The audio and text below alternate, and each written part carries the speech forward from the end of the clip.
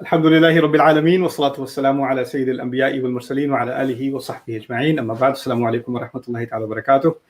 رمضان سے کچھ ہفتے پہلے میں نے آپ سے فیس بک پر ایک پوسٹ بھیجی تھی جس میں نے 3 سوال آپ کے لیے لکھے تھے، اور آپ نے مجھے کئی ہزاروں ای میلز بھیجی دنیا جہاں سے اردو میں، اپنے وائس نوٹس، اور کچھ لوگوں نے لمبے چوڑے مجھے خط بھی لکھے اور اپنے بڑے دلچسپ سوال اور اپنے تجربے بھیجے۔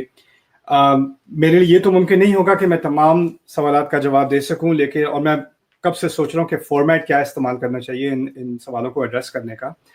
تو میرے نزدیک جو تجویز جس پہ میں اب مطمئن ہوں وہ یہ ہے کہ میں نے ان میں سے ایک سوال لینا ہے جو میرے نزدیک ایسا سوال ہے جو بہت سارے لوگوں کے سوال کو بھی ایڈریس کر دیتا ہے، اور میں چاہتا کہ اس سوال کو تفصیل سے ہم سنیں، اور پھر اس کے بعد میں اس کا، جہاں تک میری کم سمجھ ہے، میں اس کے حساب سے میں قرآن سے اس کا آپ کے سامنے کچھ پیش کرنے کی کوشش کروں، اس کا حل۔ اور میرے نزدیک ایسے سوال جو حساس ہوتے ہیں، جو سینسیٹیو ہوتے ہیں، اس کا مختصر جواب دینا میرے نزدیک مناسب نہیں ہوتا، کیونکہ پھر اس سے مزید اور سوال پیدا ہو جاتے ہیں۔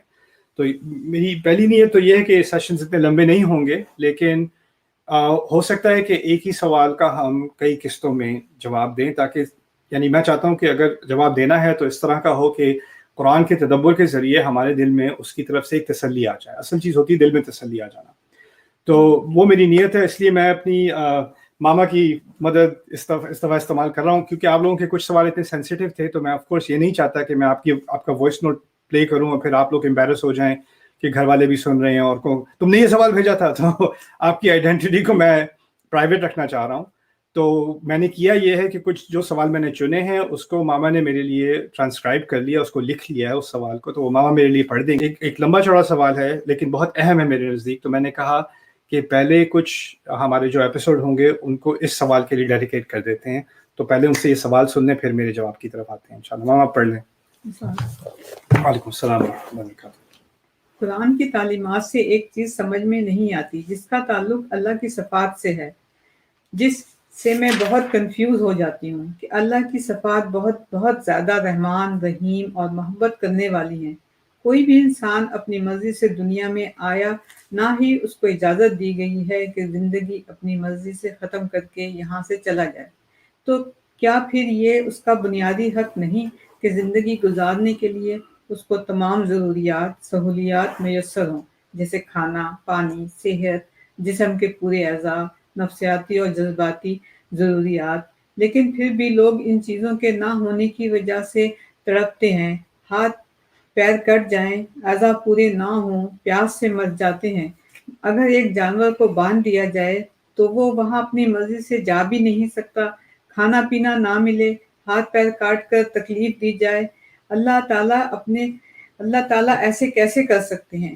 پھر یہ کہا جاتا ہے کہ دکھ تکلیف اللہ تعالیٰ کی طرف سے آزمائش ہے جو انسان کو اللہ سے محبت ثابت کرنے کے لیے بھیجی جاتی ہے۔ یہ کیسی محبت ہے؟ یہ تو سب سے خوبصورت احساس ہونا چاہیے۔ اس میں دکھ تکلیف، آنسو، تڑپ کیوں ہوتی ہے؟ انسانوں میں اگر اس طرح کی محبت ہو، انسان اپنے اسپاؤس سے کہے کہ محبت ثابت کرنے کے لیے تکلیف اور مصیبت اٹھاؤ، تو اس کو ٹاکسک محبت کہتے ہیں۔ اللہ تعالیٰ کے ساتھ اس طرح کا تعلق کس طرح ہو سکتا ہے؟ اس کے جواب میں یہ کہا جاتا ہے کہ اللہ تعالیٰ ہمارا خالق اور مالک ہے، وہ ہمیں جس حال میں رکھے اللہ کی مرضی، تو پھر ہم اللہ تعالیٰ کے حاکم اور مالک کی صفات پر یقین کر سکتے ہیں۔ پھر ہم اللہ کو رحمان اور رحیم اور بہت زیادہ محبت کرنے والی صفات پر کس طرح یقین کریں؟ ایک مثال یہ ہے کہ میرے والد ایک ابیوسو شخص ہیں۔ میری شادی کے لیے لڑکے نے کہا لیکن وہ بھی ابیوسو تھا، لیکن اللہ کا شکر ہے کہ میں اس سے بچ گئی۔ لیکن اس سے بچنے کے لیے اللہ تعالیٰ نے مجھے اتنی تکلیفوں، پریشانیوں سے کیوں گزارا؟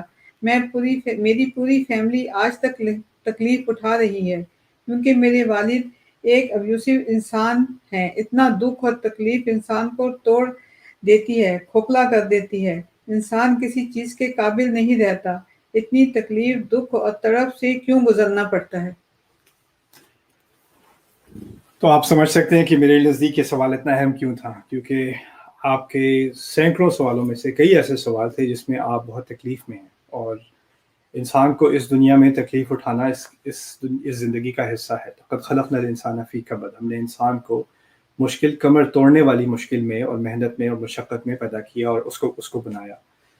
تو اس کے جواب میں میرے نزدیک قرآن کا پہلے فلسفہ سمجھنے کی ضرورت ہے، اور پھر اس سوال کے اندر کچھ سوشل ریالٹیز ہیں ان کی طرف بھی اشارہ ہے اور ان کو بھی ایڈریس کرنے کی ضرورت ہے. تو میرے نزدیک اس کا بہترین سوال، اس سوال کا بہترین جواب ہم سورۃ الاعراف میں ڈھونڈ سکتے ہیں. سورۃ الاعراف میں اللہ تعالیٰ نے آدم علیہ السلام کے قصے کا ذکر کیا امام، اور یہ قصہ قرآن میں اس کا ذکر یا تفصیل سے یا مختصر 7 مرتبہ ہوا ہے. تو پہلی دفعہ سورہ بقرہ میں تھا، اور جب سورۃ البقرہ میں اس کا ذکر ہوا تو اس میں اس کی کچھ جو تفصیلات ہیں وہ اور ہیں، اور اس کو ایک دوسرے پہلو سے سورۃ الاعراف میں، یہ 7ویں سورت ہے، اس کو دوسرے پہلو سے سورۃ الاعراف میں ذکر کیا گیا ہے، اور جگہوں پر مختصر سا ذکر کیا گیا ہے. لیکن جب بھی اس کا ذکر کیا گیا کوئی نئی چیز ہائی لائٹ ہوئی ہے جو پہلے ہائی لائٹ نہیں ہوئی تھی. قرآن کی جو ترتیب ہے اور جو نزول ہے اس میں بھی فرق ہے. تو بقرہ تو پھر مدینہ میں نازل ہوئی، یعنی 12-13 سال اب قرآن کے آتے ہوئے گزر چکے ہیں، 2/3 قرآن نازل ہو چکا تھا جب سورۃ البقرہ نازل ہوئی. تو جو قصہ آپ قرآن کے شروع میں پڑھتے ہیں وہ صحابہ کو بعد میں سننے کو ملا، اور یہ جو ہم سورۃ الاعراف میں پڑھیں یہ مکی صورت ہے. تو یہ جو جس سے میں یہ کچھ درس اخذ کرنا چاہ رہا ہوں، یہ جو رسول صلی اللہ علیہ وسلم اور ان کے صحابہ تھے ان کو یہ پہلے سننے کو ملا، یعنی کئی سال پہلے. تو ان کے دماغ میں جو کانسیپٹ تھا آدم علیہ السلام کا وہ یہاں سے نکلتا ہے سورۃ الاعراف سے. اور سورۃ الاعراف اور کچھ اور مکی صورتیں ہیں جہاں پر بہت ہی مختصر ذکر ہے. لیکن یہاں پر کچھ جو باتیں کی گئی ہیں ان کو ہم سمجھتے ہیں کہ یہ صرف قصے ہیں اور ان میں کچھ تاریخی معلومات ہیں، لیکن ان میں اصل میں دین کی بنیاد ہے. میرے نزدیک قرآن میں 4 قصے ایسے ہیں جو اگر گہرائی سے نہ سمجھے جائیں ہمیں قرآن کا مقصد اور یہاں تک کہ رسول صلی اللہ علیہ وسلم کی بعثت کا مقصد ٹھیک سے سمجھ نہیں آئے گا. وہ آدم علیہ السلام کا قصہ ہے، ابراہیم علیہ السلام کا قصہ ہے، پھر اس کے بعد موسیٰ علیہ السلام کا قصہ ہے. یہ 3 کم از کم، اور پھر چوتھا آپ کہہ لیں عیسیٰ علیہ السلام کا. لیکن یہ 4 بنیادی قصے ہیں قرآن کے. یہ اس طرح کہہ لیں کہ یہ جو قرآن میں کئی قصے ہیں ان میں یہ ستون کی حیثیت رکھتے ہیں. اور میرے نزدیک ان کو صرف قصہ سمجھ کے، اور عام مسلمان کے نزدیک اس کو جسٹ ہمیں یہ سٹوری معلوم ہے، اچھا یہ ہوا تھا پھر یہ ہوا تھا پھر یہ ہوا تھا، ہمیں انفارمیشن پتہ ہے. ہم اس بات کو نہیں سمجھتے کہ قرآن اصل میں اپنے جو پرنسپلز ہیں اور جو سوچنے کا طریقہ ہے وہ ان قصوں کے ذریعے سکھاتا ہے. تو قرآن صرف آپ کو یہ نہیں بتا رہا کہ آدم علیہ السلام پیدا کیے گئے تھے اور مٹی سے بنائے گئے تھے اور پھر ان کو زمین پہ لایا گیا، یہ صرف معلومات نہیں ہے. لیکن قرآن میں 2 چیزیں ہیں، ایک تو کیا کہا جا رہا ہے، کیا انفارمیشن دی جا رہی ہے، اور کس طرح سے بات کی جا رہی ہے. کیونکہ ہم روزمرہ کی زندگی میں سمجھتے ہیں کوئی اگر مؤثر طریقے سے بات کرتا ہے تو صرف یہ نہیں ہے کہ بات کیا کر رہا ہے، بات یہ ہوتی ہے بات کیسے کر رہا ہے، رائٹ. تو یہ قرآن میں اس کیسے کی طرف، اس کیفیت کی طرف فوکس کرنے کی ضرورت ہے کہ اللہ تعالیٰ نے یہ قصہ سنایا کس طریقے سے. اعوذ باللہ من الشیطان الرجیم. میں یہاں سے شروع کر رہا ہوں. آیت نمبر 10 ہے سورۃ الاعراف. سورۃ الاعراف آپ کو نہیں معلوم تو 7ویں سورت ہے، سورہ نمبر 7، اور یہ ہے آیت نمبر 10، 10ویں آیت. وَلَقَدْ مَكَّنَّاكُمْ فِي الْأَرْضِ وَجَعَلْنَا لَكُمْ فِيهَا مَعَايِشَ قَلِيلًا مَا تَشْكُرُونَ. ہم نے تمہیں زمین میں تمکین دی، اللہ تعالیٰ نے فرمایا. اللہ تعالیٰ نے ہمیں تمہیں زمین میں تمکین عربی میں کہتے ہیں سیٹل ہو جانے کو، اسٹیبلش ہو جانے کو، اور اسٹیبل ہونے کو. تمکین صرف رہنے کو نہیں کہتے، اسٹیبل ہونے کو کہتے ہیں. تمہیں زمین میں ایک اسٹیبل رہائش دی، کہنے کا مقصد یہ. وَجَعَلْنَا لَكُمْ فِيهَا مَعَايِشَ، اور تمہارے لیے زمین میں معائش، معیشہ کی جمع معیشہ عربی میں کہتے ہیں، اردو میں ہم معیشت کا استعمال کرتے ہیں لفظ کا. معیشت جیسے روزہ، روز کی کہتے ہیں، کیا کہتے ہیں، روزگار، رائٹ، روزگار اور رہنے سہنے کا مکان، کپڑا، یہ چیزیں یہ معیشت میں آتی ہیں، رائٹ. لیکن معیشت عربی میں عیش اور عیش عربی میں استعمال ہوتا ہے جیسے ہم اردو میں بھی کہتے ہیں نا، عیش کی زندگی گزار رہے ہیں، یعنی اچھے طریقے سے رہنا. تو اللہ تعالیٰ نے کہا ہے تمہیں نہ صرف زمین میں سیٹل کیا، تمہیں یہاں رہنے کے لیے، عیش سے رہنے کے لیے، خیر سے رہنے کے لیے، خوشی سے رہنے کے لیے جو چیزوں کی ضرورت تھی ان کو بھی پرووائڈ کر دیا. وَجَعَلْنَا لَكُمْ فِيهَا مَعَايِشَ قَلِيلًا مَا تَشْكُرُونَ. کتنا کم ہے کہ تم شکر کرتے ہو، بہت ہی کم شکر کرتے ہو تم لوگ. تو یہاں پہلی بات میں نے آپ سے کہا تھا میں نے آدم علیہ السلام کی بات کرنی ہے، لیکن آدم علیہ السلام کے ذکر سے وہ 11ویں آیت سے شروع ہو رہا ہے قصہ. لیکن اس آیت کے شروع ہونے سے پہلے ہی اللہ تعالیٰ نے کہا زمین پہ تمہیں اتنی نعمتیں دی گئی ہیں اور تمہیں اسٹیبل زندگی دی گئی ہے اور تم اس کا شکر ادا ہی نہیں کرتے. کیا اللہ تعالیٰ کی طرف سے ہمارے اوپر کامنٹ ہے ابھی کے لیے کہ تمہاری ابھی حالت یہ ہے کہ تمہیں مصیبتوں کے اندر تمہارا ذہن جو ہے وہ ہمیشہ گھومتا رہتا ہے, تمہارے دماغ میں خیالات رہتا ہے. میں اپنے ریڈر کی بات نہیں کر رہا جس نے سوال بھیجا, میں اپنی بات کر رہا ہوں, آپ کی بات کر رہا ہوں. دن میں کتنے کتنے خیال آتے ہیں, اب کیا ہوگا, فائنینسز کے بارے میں, فیوچر کے بارے میں, صحت کے بارے میں, بچوں کے بارے میں, بیوی کے بارے میں, والدین کے بارے میں. ہمیں کوئی نہ کوئی فکر لگی رہتی ہے ذہن میں, اور اس فکر میں ہوتا کیا ہے کہ انسان ہمیشہ نیگیٹو کی طرف سوچ رہا ہوتا ہے اور اس کو جن چیزوں کا شکر کرنا چاہیے ان سے وہ اندھا ہو جاتا ہے. جیسے اگر کوئی اسٹریس میں, فرض کریں میں بہت انگزائٹی میں ہوں اور آپ نے لا کے سامنے پلیٹ پہ کھانا رکھ دیا اور میں چلو بسم اللہ پڑھی کھانا کھانا شروع کر دیا, اور مجھے اس بات کا احساس ہی نہیں کہ جو کھانا آپ نے لا کے رکھا ہے پلیٹ پہ اس میں سبزیاں بھی ہیں, گوشت بھی ہے, روٹی بھی ہے, جو چیزیں ہیں وہ کہاں سے دنیا کے کون سے کونے سے اڑ کے میری اس پلیٹ تک پہنچی ہیں, یو نو. سو فَلْيَنْظُرِ الْإِنسَانُ إِلَىٰ طَعَامِهِ أَنَّا صَبَبْنَا الْمَاءَ صَبًّا ثُمَّ شَقَقْنَا الْأَرْضَ شَقًّا فَأَنبَتْنَا فِيهَا حَبًّا وَعِنَبًا وَقَضْبًا وَزَيْتُونًا وَنَخْلًا وَحَدَائِقَ غُلْبًا وَفَاكِهَةً وَأَبًّا مَتَاعًا لَكُمْ وَلِأَنْعَامِكُمْ. انسان کو دیکھنا چاہیے اپنے کھانے کی طرف کہ ہم نے پہلے آسمان سے پانی گرایا, پھر اس کے بعد زمین سے چیزیں ہوگی. کہانی کہاں سے شروع ہو رہی ہے اور کہاں کے میری پلیٹ تک پہنچی, رائٹ. اور پھر وہ بھی جب کھانا کھا رہا ہو, اچھا اس میں نمک کم ہے. یعنی اللہ تعالیٰ جو یہ کامنٹ کر رہے ہیں تمہیں کتنی چیزیں دی ہیں تمہیں اس کا اندازہ نہیں رہتا, کیونکہ تم اپنی سوچ میں گم ہو جاتے ہو اور پھر تمہارے دماغ سے اور تمہارے دل سے شکر نکل جاتا ہے. شکر ایک احساس ہے, صرف الفاظ نہیں ہے. یہ نہیں الحمدللہ کہہ دیا کھانے کے بعد یا اللہ کا شکر ہے کہہ دیا, الفاظ تو کہنا آسان ہے, شکر اصل میں دل کی حالت ہے. تو اللہ تعالیٰ نے پہلے ہم پر, مجھ پر, آپ پر یہ کامنٹ کیا کہ ہم میں ناشکری زیادہ ہے اور ہمیں اپنی تکلیفوں میں ڈوبے رہنے کا احساس زیادہ ہے. دوسری بات میں آگے بات کرنے سے شروع کر دوں کہ اللہ تعالیٰ نے ہم سے جتنی, کہتے ہیں اللہ تعالیٰ کو ہم سے محبت ہے, اور ہے کوئی مخلوق ہم سے اتنی محبت نہیں کر سکتی جتنی اللہ تعالیٰ کو ہم سے محبت ہے. اس بات کا ہم سب دعویٰ کرتے ہیں. لیکن اگر محبت کا تقاضا یہ ہو کہ ہمیں مصیبتیں نہیں آنی چاہیے, جس طرح کے سوال میں اشارہ کیا گیا ہے, تو آپ پہلی بات یہ سمجھ لیں کہ جن لوگوں کو اللہ تعالیٰ نے جن سے محبت کسی مخلوق سے زیادہ کی وہ انبیاء ہیں اللہ کے. یعنی اللہ تعالیٰ کے سب سے محبوب ترین مخلوق اللہ تعالیٰ کے انبیاء ہیں, اور ان پہ جو مصیبتیں آئیں ان کا تو ہم اندازہ بھی نہیں کر سکتے. جو ان کی پبلک میں بےزتی کی گئی, جو ان کی فیملی نے ان کو ٹارچر کیا, جو ان کو گھروں سے نکالا گیا, جو ان کو کئیوں کو انبیاء کو قتل بھی کیا گیا, جو مشکلیں انہیں گزارنی پڑی, تو ایک کانٹرڈکشن سی لگتی ہے. اللہ تعالیٰ کے سب سے محبوب مخلوق, سب سے محبت کی گئی مخلوق, اور اس کے باوجود ان پر جو مصیبتیں وہ کسی اور کو آ ہی نہیں سکتی. تو یہ کانٹرڈکشن وہی کانٹرڈکشن ہے جس کا آپ نے ذکر کیا ہے, تو اس کو آگے سمجھنے کی ضرورت ہے. اچھا آگے اس کی طرف آتے ہیں, پھر آج کا سیشن مکمل کرتے ہیں. میں چاہتا ہوں کہ تھوڑی تھوڑی کر کے بات ہو تاکہ بات ذہن میں ٹھہر جائے. گھنٹے ڈیڑھ کا لیکچر ہوگا تو آپ کو ایک بات یاد رہے گی, باقی 20 باتیں بھول جائیں گی, رائٹ. سو پھر اللہ تعالیٰ کہتے ہیں وَلَقَدْ خَلَقْنَاكُمْ ثُمَّ صَوَّرْنَاكُمْ, تمہیں ہم نے ہی, بے شک اس میں کوئی شک نہیں کہ ہم نے ہی تمہیں خلق کیا, تمہیں بنایا, اور پھر تمہیں تصویر دی. تصویر عربی میں کہتے ہیں مورتی بنانے کو. یعنی تمہیں صرف بنایا ہی نہیں, ایک تو ہے کہ ایک آپ نے بلڈنگ بنا دی یا آپ نے ایک اسٹیچو بنا دیا, لیکن اس کی ہر شیپ کو پرفیکٹ کرنا, مکمل کرنا, آرٹ پیس کو بالکل ہر ایج کو دیکھنا, ہر چیز کو دیکھنا اور اس کو پرفیکشن کرنا, اس کو تصویر کہا جاتا ہے عربی میں. اردو میں تصویر تو تصویر ہوتی ہے, تصویر کھینچنا. صور عربی میں ہوتا ہے کرافٹنگ جسے کہتے ہیں. جیسے آپ بالکل ایک ایج کو نا اسکلپچر جو ہے وہ پرفیکٹ کر رہا ہوتا ہے نا, تو اس سے کہنے کا مقصد یہ کہ تمہیں صرف تخلیق ہی نہیں کیا گیا, تمہیں بہت پرفیکٹ طریقے سے, بہت عظیم طریقے سے بنایا گیا اور بہت خوبصورت بنایا گیا ہے. یہ اللہ تعالیٰ کو بنایا, اور یہ ہمارے لیے یہ لفظ استعمال ہوا ہے صرف ہمارے جسم کے لیے نہیں, کیونکہ ہمارے جسم کو واقعی خوبصورت بنایا گیا ہے. اور تعالیٰ نے ہمیں جانوروں سے کہیں زیادہ خوبصورتی دی ہے, لیکن ہمارے ذہن کو بھی, ہماری پرسنالٹی کو بھی, ہماری روح کو بھی اللہ تعالیٰ نے تصویر دی ہے, ایک پرفیکشن دی, خوبصورتی دی ہے. اور اسی تصویر کا ایک نتیجہ یہ ہے کہ جیسے بندر ہے یا گائے بھینس ہیں یا شیر ہے یا جو بھی ہے, ان کو خوبصورتی کی طرف مائل نہیں ہوتے وہ مخلوق.